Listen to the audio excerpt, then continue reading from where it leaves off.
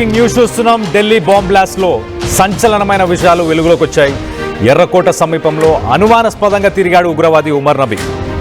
తబ్లీగీ జమాత్ నిర్వహించే మసీదులోకి వెళ్ళాడు ఉమర్. 15 నిమిషాల పాటు మసీదులోనే ఉన్నాడు ఉమర్. సీసీ కెమెరాలో రికార్డ్ అయిన దృశ్యాలను మనం చూడొచ్చు. చాలా క్లియర్గా కనిపిస్తుంది. అదే ఉమర్. తను బాంబ్ బ్లాస్ట్కి పాల్పడబోయే ముందు అక్కడ ఉత్తరప్రదేశ్ నుంచి పారిపోయి 10 మంది ఉగ్రవాదుల్లో ఒక్కడు మాత్రమే పారిపోయాడు. తనతో పాటు I-20 కార్లో పారిపోయి ఢిల్లీకి వచ్చి రెడ్ ఫోర్ట్ పరిసర ప్రాంతాల్లో చాలాసేపు తిరిగాడు. 15 నిమిషాల పాటు ఈ మసీదులోనే ఉన్నాడు ఉమర్. ఈ మసీదులో ఉన్న తర్వాత అక్కడి నుంచి ఎర్రకోట సమీపంలో ఉన్న ఏరియాస్ అన్ని రెక్కి చేసినట్టు తెలుస్తుంది. ఉగ్ర దాడికి ముందు ఎర్రకోట సమీపంలో ఉమర్ నబీ రెక్కి నిర్వహించాడు. ఒక రకంగా ఆయన కదలికలన్నీ ప్రస్తుతానికి సీసీటీవీ కెమెరాలో రికార్డ్ అయినాయన్ని విజువల్స్ ఇప్పుడు మనకు అందుతున్నాయి. ఇటు టెర్రరిస్ట్ యాక్టివిటీస్లో పాల్గొన్న 10 మందిలో 9 మంది దొరికారు. ఆ 10వ వ్యక్తే ఉమర్. అతను పారిపోయాడు. ఒక మెడికల్ యూనివర్సిటీలో పనిచేస్తూ ఒక డాక్టర్గా, ఒక ఎండీగా మెడిసిన్కి ఓతిచ్చి ఒక రెప్యూటబుల్ జాబ్లో పనిచేస్తూ ఇలాంటి దానికి పాల్పడ్డాడు. షాహీన్ అని చెప్పేసి ఎవరైతే ఒక ఇన్ఛార్జ్ ఉందో ఆమె కింద ఈ 9 మంది డాక్టర్లు పనిచేస్తున్నారు. ఆమెనే వీళ్ళందరినీ రిక్రూట్ చేసుకుంది. జైషీ మొహమ్మద్ అనే టెర్రరిస్ట్ సంస్థ కోసం వీళ్ళని రిక్రూట్ చేసుకుంది. చిన్న చిన్న సంస్థలు హిజ్బుల్ ముజాహిదీన్ ఇలాంటి చిన్న సంస్థలు యంగ్స్టర్స్ని రిక్రూట్ చేస్తాయి. కానీ జైషీ మొహమ్మద్ లాంటి పెద్ద సంస్థలు మాత్రం ఎప్పుడు ఎడ్యుకేటెడ్ పీపుల్ని మాత్రం టార్గెట్ చేస్తాయి. వాళ్ళతో పెద్ద పెద్ద విధ్వంసాలు సృష్టించడానికి ప్లాన్ చేస్తాయి. అందులో భాగంగానే ఉమర్ని కూడా రిక్రూట్ చేసుకున్నారు. ఉమర్ ఆ I-20 కార్లో పారిపోయాడు. అక్కడి నుంచి పారిపోయి ఢిల్లీకి చేరుకున్నాడు. ఢిల్లీ రెడ్ ఫోర్ట్ పరిసర ప్రాంతాల్లో తిరిగాడు. తిరిగి రెక్కి నిర్వహించిన తర్వాత అక్కడ బాంబ్ బ్లాస్ట్ చేశాడు. ఆయన ఉన్న I-20 కార్లో CNG మోడల్ అది.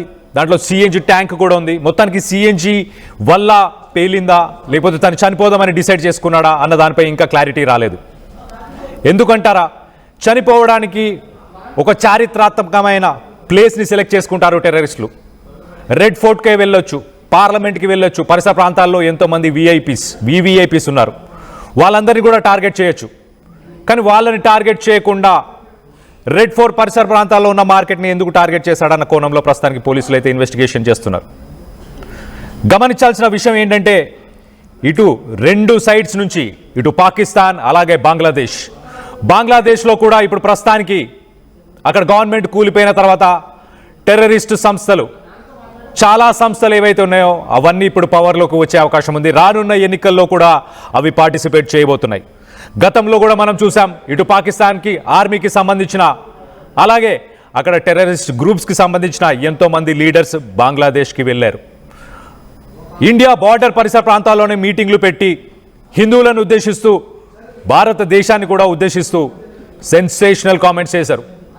ఉగ్రవాదులను ఇప్పుడు భారత్ 2 సైడ్స్ నుంచి ఎదుర్కోవాల్సిన అవసరం ఉంది. ఇటు ఇండియా పాకిస్తాన్ సైడ్ నుంచి అలాగే ఇటు బంగ్లాదేశ్ సైడ్ నుంచి భారత్ అన్ని విధాలుగా సిద్ధంగా ఉంది. చాలామంది అంటున్న విషయం ఏంటంటే ఇంతకుముందు ఉన్న ప్రభుత్వాలు సెక్యులర్ గవర్నమెంట్స్, వాళ్ళు ముస్లిమ్స్ని కూడా బాగా చూసుకున్నారు, అప్పుడు ఇంత విధ్వంసం జరగలేదని చాలామంది ప్రజలు ప్రశ్నిస్తున్నారు. కానీ ఒకటి గుర్తు చేసే ప్రయత్నం చేస్తాను. అప్పటి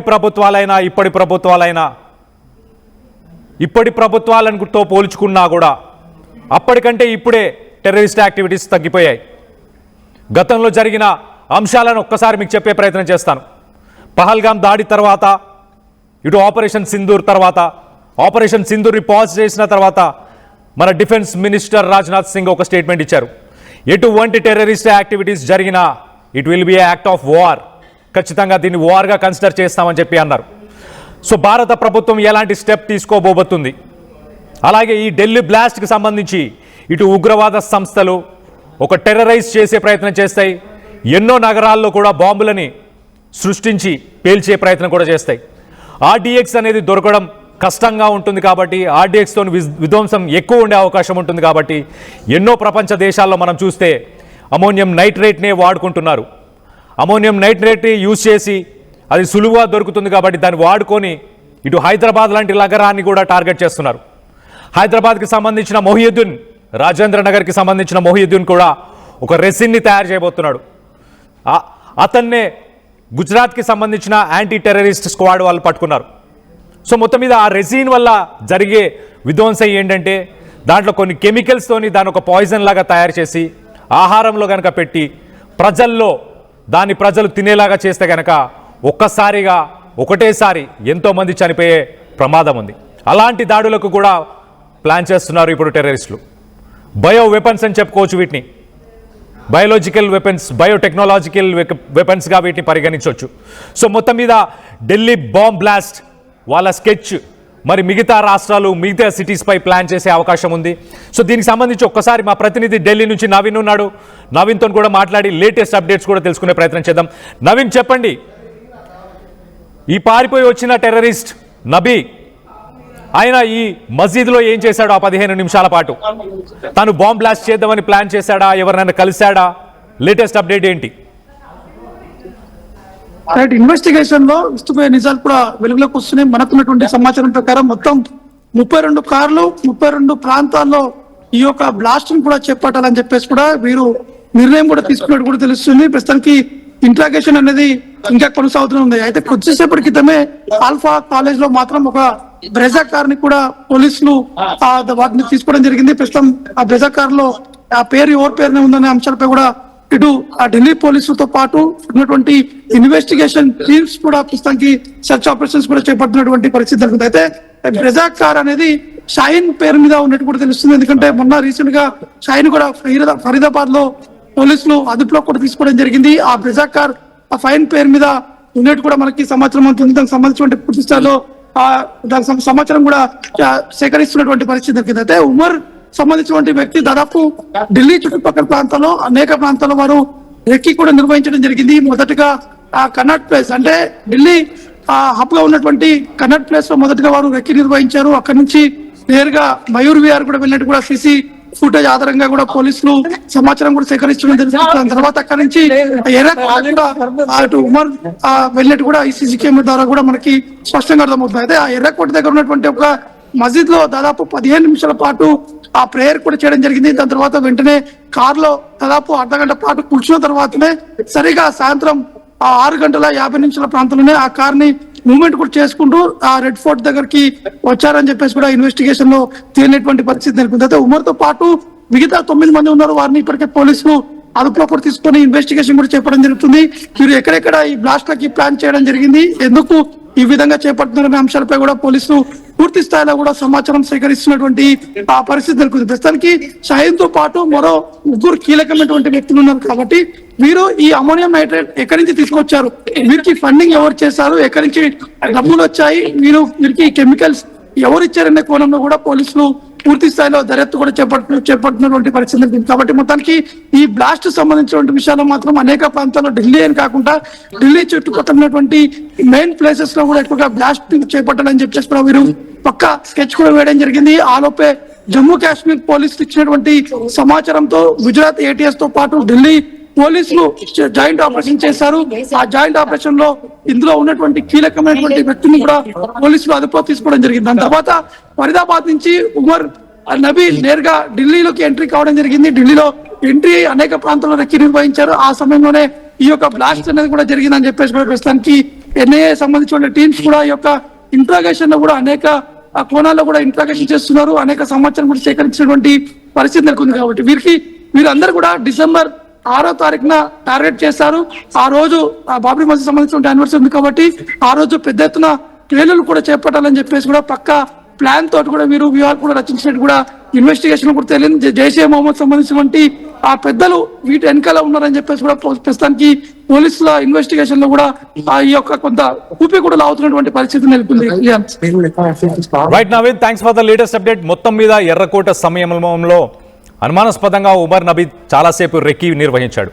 తను పారిపోయి వచ్చిన తర్వాత ఒక ప్రాపర్ లొకేషన్ని చూసుకొని అక్కడ బాంబు పేల్చాలనుకున్నాడు. ఆ గ్యాప్లోనే అతను ఈ మస్జిద్కి వెళ్ళాడు. మనం ఆ విజువల్లో చూడొచ్చు. ఆ మస్జిద్కి వెళ్ళి ఆ మస్జిద్లో ఒక 15 నిమిషాలు ఉండి ఆలోచించుకున్నాడా, మరి జైషీ మహమ్మద్కి సంబంధించిన నాయకులతో మాట్లాడా? మొత్తం మీద అది ఇంకా తెలియాల్సి ఉంది. కానీ ఒక కోఆర్డినేటెడ్, ఒక ప్లాన్డ్ బ్లాస్ట్ని అయితే చేశారు. కానీ పెద్ద విధ్వంసం జరగాల్సిన పరిస్థితి ఉండే ఇంతకుముందు. దాదాపు 10 మంది టెర్రరిస్టులు, ఈ షాహీన్ ఎవరైతే ఉన్నారో ఆమె కూడా ఒక డాక్టర్, సీనియర్ మోస్ట్ డాక్టర్. ఆమె కింద ఉన్న ఈ 9 మంది డాక్టర్లని ఆమె మోటివేట్ చేసి జైష్ ఈ మహమ్మద్కి జాయిన్ చేసింది. ఆ షాహీన్తో పాటు ఇంకా 8 మందిని పట్టుకున్నారు. మొత్తం మీద 9 మందిని పట్టుకున్నప్పుడు ఉమర్ నబీ మాత్రం అక్కడి నుంచి పారిపోయాడు. సో ఎంతో విధ్వంసం జరగాల్సింది ఉండే, కానీ దాన్ని పోలీసులు, ఆర్మీ, అలాగే భద్రతా దళగాలు, anti terrorist squad, national investigation agency వీళ్ళందరూ కలిసి కంట్రోల్ చేశారు. వీళ్ళందరూ కలిసి దాన్ని ఎంతో కొంత ఆపగలిగారని చెప్పేదానికి ఇది ఒక క్లియర్ ఎగ్జాంపుల్ తెలుస్తుంది. కానీ ఇది ఇంతట్లో ఆగట్లేదు. దాదాపు 2 సంవత్సరాల నుంచి ఈ టెర్రరిస్టులు అందరూ చాలా క్లియర్గా టార్గెట్ మిషన్ పెట్టుకొని ఈ బాంబ్ బ్లాస్ట్లని ప్లాన్ చేస్తున్నట్టు తెలుస్తుంది. వీళ్ళు 2 సంవత్సరాల నుంచి ప్లాన్ చేస్తున్నారు అని అంటే వీళ్ళతో పాటు ఫ్రెండ్స్, ఫ్యామిలీ, ఎంతోమంది సన్నిహితులు కూడా ఉండే ఉంటారు. వీళ్ళకు సపోర్ట్ చేసిన వాళ్ళు, వీళ్ళకి ఫైనాన్షియల్గా డబ్బులు ఇచ్చిన వాళ్ళు కావచ్చు, అలాగే మానసికంగా కూడా సపోర్ట్ చేసిన వాళ్ళు కావచ్చు. ఎట్లయితే ఏంటి, మొత్తం మీద ఈ టెర్రరిస్ట్ యాక్టివిటీసు, ఈ బాంబ్ బ్లాస్ట్లలో పాల్గొన్న వ్యక్తులందరూ కూడా భారతదేశ భూభాగంలో ఉన్న వాళ్ళే, ఇక్కడ పుట్టి పెరిగిన వాళ్ళే. ఇంటి దొంగని ఈశ్వరుడు కూడా పట్టుకోలేడు అన్నదానికి ఇది ఒక నిదర్శనం అనుకోవచ్చు. ఇక్కడ ఈ టెర్రరిస్ట్ గ్రూప్స్ అన్నిటినీ రాడికలైజ్ చేసిన వాళ్ళని మనం ఆపాలి. ఎంతోమంది గతంలో మనం చూస్తే కనుక ఇప్పుడు భారత బలగాలు, ఇండియన్ ఆర్మీ, పోలీస్ ఫోర్సెస్ కావచ్చు, టెక్నాలజీ పరంగా చాలా అడ్వాన్స్ అయ్యారు. టెర్రరిస్ట్ యాక్టివిటీస్ని డ్రోన్స్ యూజ్ చేసి, అలాగే ఇటు వాళ్ళ ఫోన్స్ని మానిటర్ చేస్తూ, సోషల్ మీడియా మొత్తాన్ని మానిటర్ చేస్తూ, వాళ్ళని ఎప్పటికప్పుడు మానిటర్ చేస్తూ పట్టుకునే ప్రయత్నాలు చేస్తున్నారు. మనం చూస్తే కనుక లాస్ట్ ఇయర్ దాదాపు 82 మందిని పట్టుకున్నారు. ఆ ముందు సంవత్సరం 80 మందిని పట్టుకున్నారు. సో ప్రతి సంవత్సరం ఇలా సోదాలు జరుగుతూనే ఉన్నాయి, మానిటర్ చేస్తూనే ఉన్నారు. కానీ ఇనిషియల్ లెవెల్లో, అంటే రాడికలైజ్ చేసే లెవెల్లో, అంటే ఒకరిని మోటివేట్ చేయడానికి ఒక మసీద్ కావచ్చు, ఒక సోషల్ మీడియా ప్లాట్ఫామ్ కావచ్చు, ఒక వాట్సాప్ గ్రూప్ కావచ్చు, ఒక ఫేస్బుక్లో ఒక పేజ్ కావచ్చు, ఎక్కడైనా వీళ్ళని మోటివేట్ చేస్తున్నారు. గుజరాత్లో పట్టుకున్న 3 టెర్రరిస్టులు, దాంట్లో మొహియుద్దీన్, మన హైదరాబాద్ రాజేంద్ర నగర్కి సంబంధించిన వ్యక్తి మొహియుద్దీన్. ఆ మొహియుద్దీన్తో పాటు ఇంకో 2 వ్యక్తులను కూడా Gujarat ATS, anti terrorist squad, వాళ్ళు పట్టుకున్నారు. వీళ్ళు ఏదైతే ఒక ఆయిల్, ఒక బయోకెమికల్, ఒక బయో వెపన్ని తయారు చేస్తున్న సమయంలో వీళ్ళని పట్టుకున్నారు. మొహియుద్దీన్ కూడా 2013 దాకా ఆయన చైనాలో మెడిసిన్ చదువుకొని వచ్చాడు, ఒక డాక్టర్గా ఉన్నాడు. కానీ ఆయనతో పాటు ఉన్న 2 వ్యక్తులు మాత్రం 20 ఏళ్ళు, ఒకరు ఒక టైలర్గా వర్క్ చేస్తున్నారు, ఇంకొకరు 21 ఇయర్స్, ఇంకొకరు ఒక గ్రాడ్యుయేషన్ కంప్లీట్ చేసిన ఒక వ్యక్తి. సో ఇంత యంగ్స్టర్స్ని కూడా మోటివేట్ చేస్తున్నారు. సో మనం టెక్నాలజీ పరంగా వీళ్ళని ఎదుర్కోవడానికి అన్ని రకంగా సిద్ధంగా ఉన్నాం. భారతదేశం, భారత ప్రభుత్వం, పోలీసులు కావచ్చు, నేవీ కావచ్చు, ఎయిర్ ఫోర్స్ కావచ్చు, నేషనల్ ఇన్వెస్టిగేషన్ ఏజెన్సీ, వీళ్ళందరూ కూడా అన్ని రకాలుగా సిద్ధంగా ఉన్నారు, అన్ని రకాలుగా వర్క్ చేస్తూనే ఉన్నారు. కానీ మెయిన్ కాజ్ అనేది ఎక్కడుంది? వీళ్ళని మోటివేట్ చేసే దగ్గర మనం అడ్డుకోవాలి. వీళ్ళని ఒక మ్యానిపులేషన్లోకి తీసుకెళ్తారు, అక్కడ అడ్డుకోవాలి. వీళ్ళు ఆ మ్యానిపులేషన్లోకి వెళ్ళిన తర్వాత మేము సాధించుతాం, మేము ఇది చేస్తాం, అది చేస్తాం అన్న భ్రమలో బతుకుతూ ఉంటారు. వాళ్ళు చనిపోయే సిట్యువేషన్కి వచ్చేదాకా వాళ్ళకి అర్థం కాదు. సో మొత్తం మీద ఈ టెర్రరిస్టులు, ఈ టెర్రరిస్ట్ యాక్టివిటీస్, ఇటు గతంలో మనం చూస్తే బీహార్కి సంబంధించి పాట్నాలో బాంబ్ బ్లాస్ట్లు కావచ్చు, పఠాన్కోట్లో చేసిన టెర్రరిస్ట్ యాక్టివిటీస్ కావచ్చు, వాటి తర్వాత ఇంతటి విధ్వంసాన్ని మళ్ళీ ఇప్పుడే ప్లాన్ చేశారు. సో ఇటు బంగ్లాదేశ్ హస్తం కూడా దీంట్లో ఉందా? టర్కీ కూడా దీంట్లో ఇన్వాల్వ్ అయి ఉందా? ఈ ఉమర్ నబీతో పాటు ఇంకో 9 మంది డాక్టర్స్ని లీడ్ చేసింది షాహీన్ అనే ఒక మహిళ. ఈ 10 మందిలో ఆమెనే అందరికంటే ఏజ్ ఉన్నాయమా, దాదాపు 50 ఏళ్లకు పైగా వయసు ఉంటుంది. అంత మైండ్, క్రిమినల్ మైండ్ అంటే అర్థం చేసుకోండి. ఒక మహిళ ఈసారి ఇన్వాల్వ్ అయిందంటే టెర్రరిస్ట్ గ్రూప్స్ని కొత్త స్ట్రాటజీస్తో ముందుకు వస్తున్నాయి. ఇటు ఎడ్యుకేటెడ్ ఒక డాక్టర్, MD చదువుకున్న వాళ్ళని కూడా దీంట్లోకి ఇన్వాల్వ్ చేస్తున్నారంటే అర్థం చేసుకోండి ఏ లెవెల్ ఆఫ్ మోటివేషన్ చేసి ఉండాలి, ఏ లెవెల్ ఆఫ్ బ్రెయిన్ వాష్ చేసి ఉండాలి. సో మొత్తం మీద ఢిల్లీ బాంబ్ బ్లాస్ట్కి సంబంధించి లేటెస్ట్ అప్డేట్స్ వచ్చాయి. ఇటు బ్రెజ్జా కార్, 3వ కార్ కూడా దొరికింది. మొదటగా i20, దాని తర్వాత ఫోర్డ్ ఈకోస్పోర్ట్, మనం నిన్న మాట్లాడుకున్నాం. ఇటు ఫోర్డ్ ఈకోస్పోర్ట్ కూడా ఉంది. ఉమర్ నబీ పేరు మీదనే ఫోర్డికో స్పోర్ట్ ఉంది, దాన్ని ట్రేస్ చేశారు. దాని తర్వాత ఇప్పుడు బ్రెజా కార్ కూడా దొరికింది. సో మిగతా నగరాల్లో కూడా ఇటు యూపీ, హర్యానా, అలాగే ఇటు జమ్మూ అండ్ కాశ్మీర్ అండ్ న్యూఢిల్లీ, ఈ రాష్ట్రాలతో పాటు మిగతా రాష్ట్రాల్లో కూడా పోలీసులందరూ ఒక్కసారి అప్రమత్తమయ్యారు. ఇటు పబ్లిక్ ట్రాన్స్పోర్ట్కి సంబంధించిన ప్లేసెస్, ఇటు రైల్వే స్టేషన్ కావచ్చు, ఇటు బస్ స్టేషన్ కావచ్చు, ఇటు ఎయిర్పోర్ట్స్కి కూడా మెయిల్స్ వస్తున్నాయి, మేము బాంబ్ బ్లాస్ట్ చేయబోతున్నాం ఎయిర్పోర్ట్స్ అని. ఇంటర్నేషనల్ ఎయిర్పోర్ట్స్కి కూడా థ్రెట్స్ వస్తున్నాయి. సో ప్రస్తుతానికి ఈ టెర్రరిస్ట్ యాక్టివిటీస్ రానున్న రోజుల్లో కూడా ఉండే అవకాశం ఉంది. ఈ టెర్రరిస్ట్ యాక్టివిటీస్ని గవర్నమెంట్ అయితే 100% ఇస్తూ గవర్నమెంట్ ఎదుర్కొనే ప్రయత్నం చేస్తుంది. కానీ ఇనిషియల్ లెవెల్లో వీళ్ళని ఎక్కడైతే వాట్సాప్ గ్రూప్స్లో కావచ్చు, పబ్లిక్ ప్లేసెస్లో, సోషల్ మీడియా ప్లాట్ఫామ్స్లో వీళ్ళని ఎవరైతే మోటివేట్ చేస్తున్నారో, రాడికలైజ్ చేస్తున్నారు, వీళ్ళని ప్రొవోక్ చేస్తున్నారు, ప్రొవోక్ చేసే వాళ్ళందరినీ ఆ రూట్ లెవెల్లో, గ్రాస్ రూట్ లెవెల్లో ప్రభుత్వాలు టార్గెట్ చేసి అక్కడ ఇనిషియేటివ్ తీసుకుంటే ఇలాంటి సంఘటనలు రానున్న రోజుల్లో జరగకుండా ఉండే అవకాశం ఉంటుంది. సో దీనికి సంబంధించి మరిన్ని వివరాలు తెలుసుకునే ప్రయత్నం చేద్దాం. మా ప్రతినిధి పెట్రిషియా ఉంది, పెట్రిషియాతో మాట్లాడి తెలుసుకునే ప్రయత్నం చేద్దాం. పెట్రిషియా, చెప్పండి, what is the latest update on terrorist activities right now? Yes, ప్రస్తుతం హైదరాబాద్ హై అలర్ట్లో ఉందని చెప్పొచ్చు. ఢిల్లీలో జరిగిన బ్లాస్ట్కి ఇప్పటికే హైదరాబాద్ అంతా కూడా హై అలర్ట్. చాలా సంచలనమైన విషయాలంతా కూడా ఢిల్లీ విషయంలో బయటికి వచ్చాయి. రెడ్ ఫోర్ట్ దగ్గరగా అనుమానాస్పదంగా ఉన్న ఉగ్రవాదులందరినీ కూడా ఎవరైతే నవీన్ డాక్టర్స్ ఉన్నారో వాళ్ళందరినీ కూడా అదుపులోకి తీసుకున్నారు. ఈ డాక్టర్స్కి సంబంధించిన ఫ్యామిలీస్ రాజేంద్ర నగర్లో ఉండడం, వాళ్ళ తమ్ముడిని అదుపులోకి తీసుకోవడము, సయ్యద్ వాళ్ళ కుటుంబ సభ్యులందరినీ కూడా ఆరా తీస్తున్నారు. ఇప్పటికే ఏటీఎస్ కూడా ఒకవైపు తనిఖీలు చేయడం, దాంట్లో అనేక లిక్విడ్ సబ్స్టెన్స్, దాదాపు 3 లీటర్స్ వరకు లిక్విడ్ సబ్స్టెన్సెస్ అంతా కూడా బయటపడడము. ఒకవైపు వీళ్ళని డాక్టర్స్ని కూడా సెమీ టెర్రరిస్ట్గా పిలుస్తూ ఉంటారు. ఒకవైపు కాపాడాల్సిన డాక్టర్సే ఇప్పుడు సెల్ఫ్ బాంబ్గా మారుతున్నారని తెలుస్తుంది. కాశ్మీర్లో కూడా పోలీసుల వేట కొనసాగుతుంది. ఇప్పటికే 800 దాదాపు ప్లేసెస్ అంతా కూడా తనిఖీలు చేస్తున్నారు. అనుమానాస్పదంగా ఎవరున్నా కూడా 100కి డైల్ చేయాలంటూ కూడా సజ్జనా చెప్తున్న పరిస్థితి. పులమాన్ ఒకవైపు కొన్ని ఏరియాస్లో కూడా అనేక మంది అదుపులోకి తీసుకున్నారు. ప్రభుత్వ ఉద్యోగులని కూడా అదుపులోకి తీసుకొని వాళ్ళ కదలికలను కూడా ఇన్స్పెక్ట్ చేస్తున్నారు. కానీ ప్రస్తుతం హైదరాబాద్లో మాత్రం టెన్షన్ వాతావరణం కనిపిస్తుంది. చాదర్ఘాట్, నాంపల్లి, పలు సెన్సిటివ్ ఏరియాస్, ఏదైతే పాత బస్తీ ఏరియాస్ అంతా కూడా తనిఖీలు చేస్తున్నారు. బాంబ్ స్క్వాడ్తో పాటు డాగ్ స్క్వాడ్ కూడా తనిఖీలు చేస్తుంది. అనుమానాస్పదంగా ఎవరు కనిపించినా, లేకపోతే ఎవరైనా సరే ఈ మధ్యకాలంలో సస్పీషియస్గా బిహేవ్ చేసినా, లేకపోతే ఏదన్నా సడన్ మనీ ఒక ఆన్లైన్ క్లాసెస్, లేకపోతే ఒక రిలీజన్ స్పీచెస్ కానీ, లేకపోతే ఇటువంటిది ఏదన్నా టెర్రర్కి సంబంధించిన దేంట్లో జాయిన్ అయినా ఖచ్చితంగా చెప్పాలి.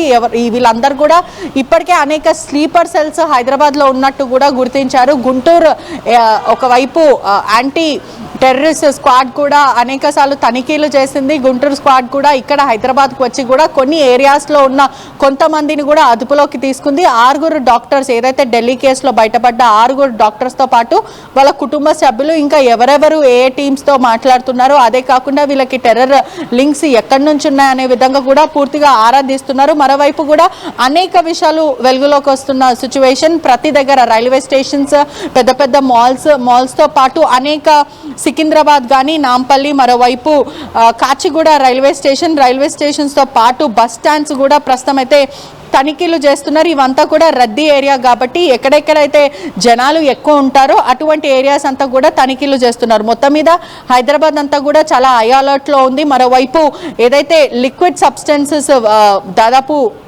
300 లిక్విడ్ సబ్స్టెన్సెస్ మిస్ అయ్యాయో అవంతా పైన కూడా అవి ఎక్కడికి వెళ్ళాయో, హైదరాబాద్లో రేపు ఎలక్షన్స్ ఉంది కాబట్టి, మరోవైపు election results, bypoll elections results కాబట్టి ఎటువంటి అవాంఛనీయ ఘటనలు జరగకుండా హైదరాబాద్ అంతా కూడా బందోబస్తు పెంచడం, మరోవైపు ప్రతి చోట్ల సెన్సిటివ్ ఏరియాస్ అంతా ఎక్కువ రద్దీగా ఉన్న ప్రాంతంలో అంతా కూడా తనిఖీలు చేస్తున్నారు. ఈ క్రమంలోనే ఎక్కడైనా ఏదన్నా ప్లాన్ చేస్తారా, ఇంకా ఉగ్రకుట్రకు ఏదన్నా ప్రయత్నిస్తున్నారా? ఎందుకంటే హైదరాబాద్లో కూడా భారీ ఎత్తున బాంబ్ బ్లాస్ట్ చేయడానికి కూడా ఈ ఉగ్రవాదులు ప్రయత్నించారంటూ కూడా ప్రస్తుతం సమాచారం వస్తుంది. ఈ క్రమంలోనే ఎలక్షన్స్ కాబట్టి కర్ణాటక ఒకవైపు ఇక్కడ ఎలక్షన్స్ బైపోల్ ఎలక్షన్స్ జరుగుతూ ఉన్నాయి కాబట్టి ఖచ్చితంగా ఏదన్నా ప్రయత్నిస్తున్నారా హైదరాబాద్లో భారీ ఎత్తున ఏదైనా బాంబ్ బ్లాస్ట్కి కానీ లేకపోతే ఇంకేదన్నా ప్రయత్నిస్తున్నా అన్న విధంగా కూడా ప్రస్తుతం అయితే తనిఖీలు కొనసాగుతున్నాయి.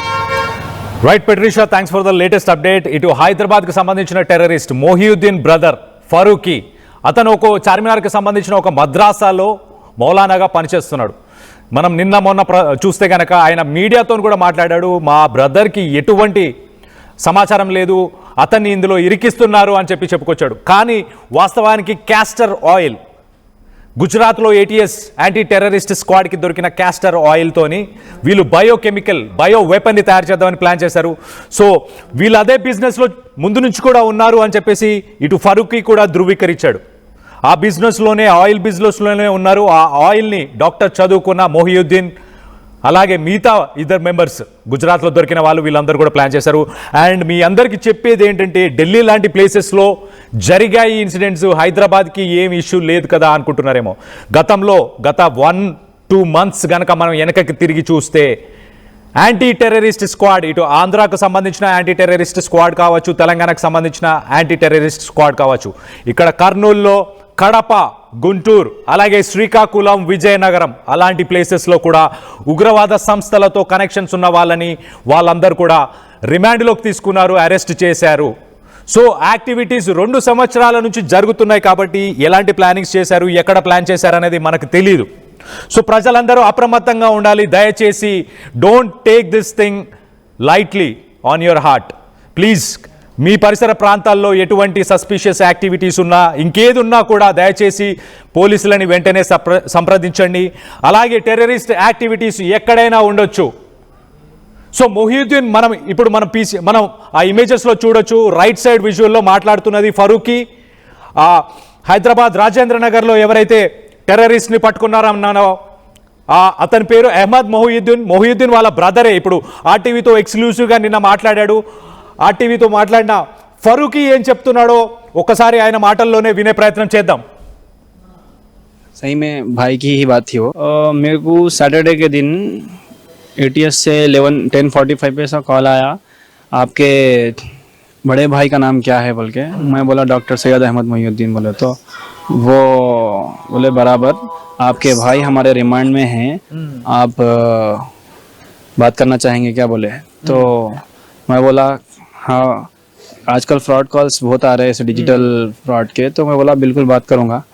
उन्होंने बात करा है. तो ये सही में भाई की ही बात थी. वो भाई थे वहाँ पर, भाई से बात हुई. भाई बोले कि मेरे को यहाँ पर बिजनेस डील बोल के बुलाया गया, बुला के इस इलीगल काम में फंसा दिया गया.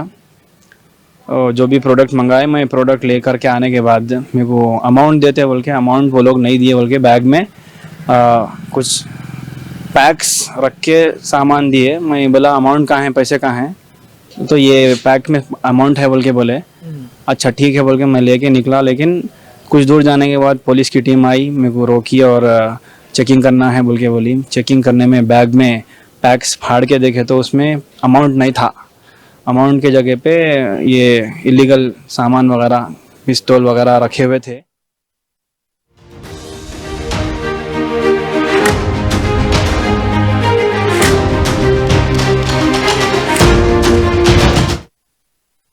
ఇల్లైనా ఫ్యాక్టరీ అయినా క్లినిక్ అయినా రూఫ్ ఉంటే safe. Truzon solar system install చేయండి.